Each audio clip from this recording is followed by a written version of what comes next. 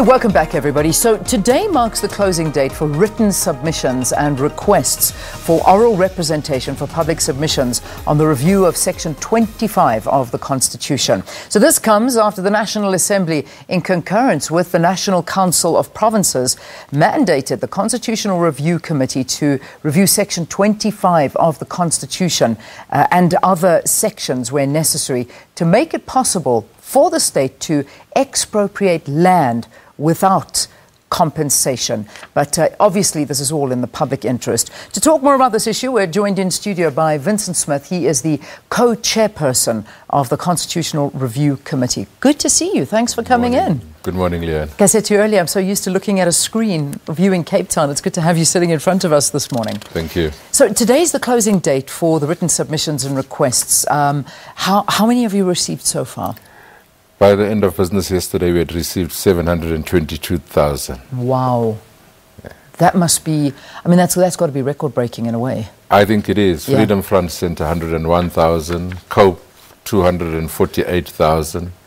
I think AfriForum has in excess of 50,000, and then the ordinary submissions in excess of 200,000. So 722 and counting. Wow. I mean, so it ends today, so there's still time. I'm sure you, I mean, that may even get over the million mark. I'm sure. Yeah.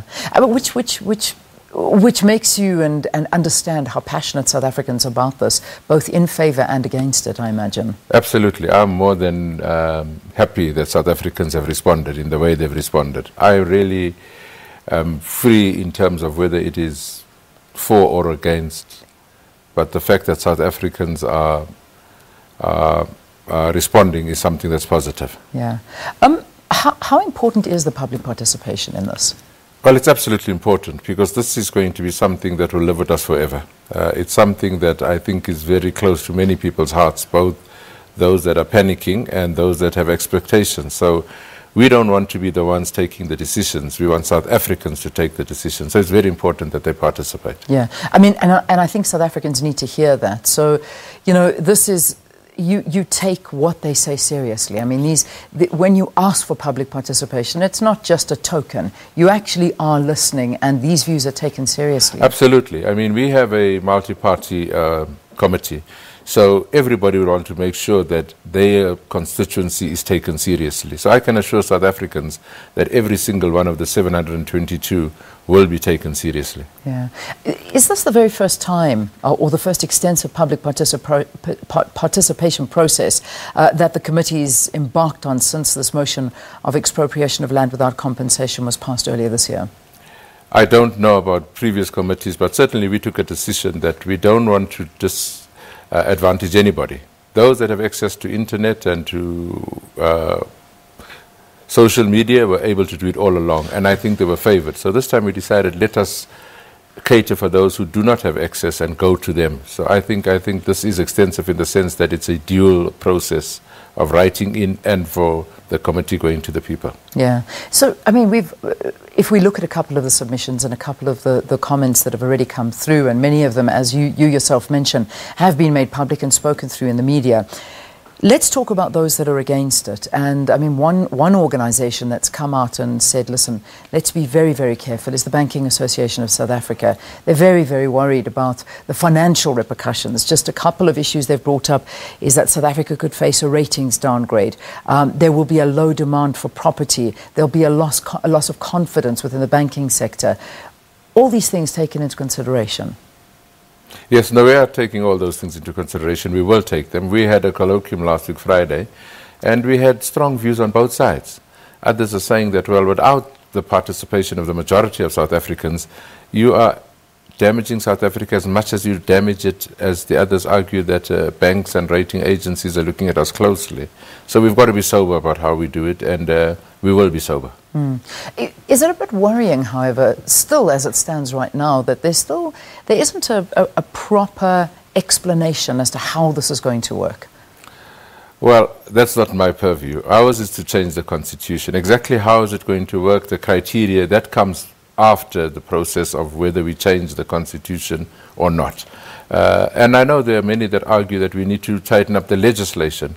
That might be the answer, but we've not looked at how We've just looked at, should the Constitution remain as it is, or should it be amended? And if so, how should it be amended? Yeah. There's quite an interesting point that you said right at the beginning of this whole process. You said, I want to say to South Africans, this is not a referendum, so it doesn't matter how many say yes or how many say no.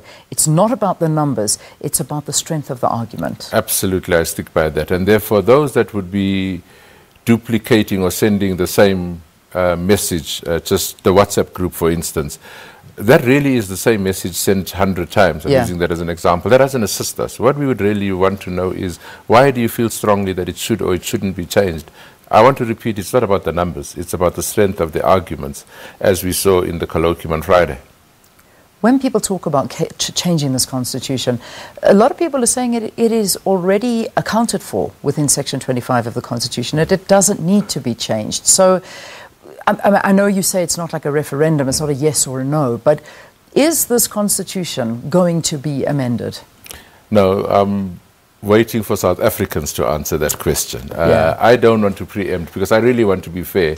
There's an argument on both sides, as I indicated, and we will look at both sides of the argument and report to Parliament and ask them to ratify whichever recommendation we bring to them. Yeah. So let me have a look at this. So Section 25 of the Constitution basically states that property may be expropriated only for a public purpose or in the public interest and subject to compensation, the amount of which, the time, the manner, the payment must either have been agreed to by those affected or decided by a court.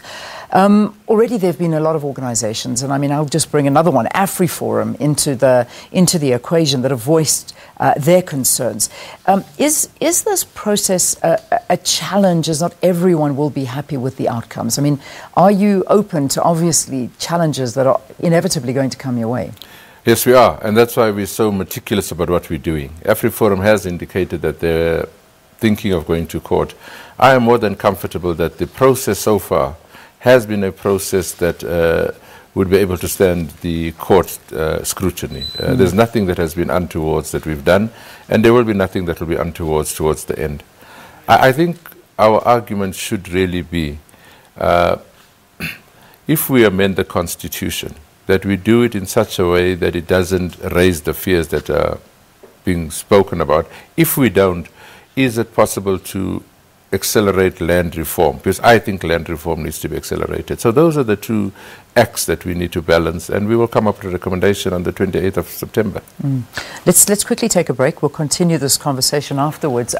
We do have Mr. Vincent Smith here for a few more minutes after this. If you would like to ask any questions, anything that pertains to land, please do get hold of us at Morning Live SABC. We look forward to hearing from you. We'll see you after the break.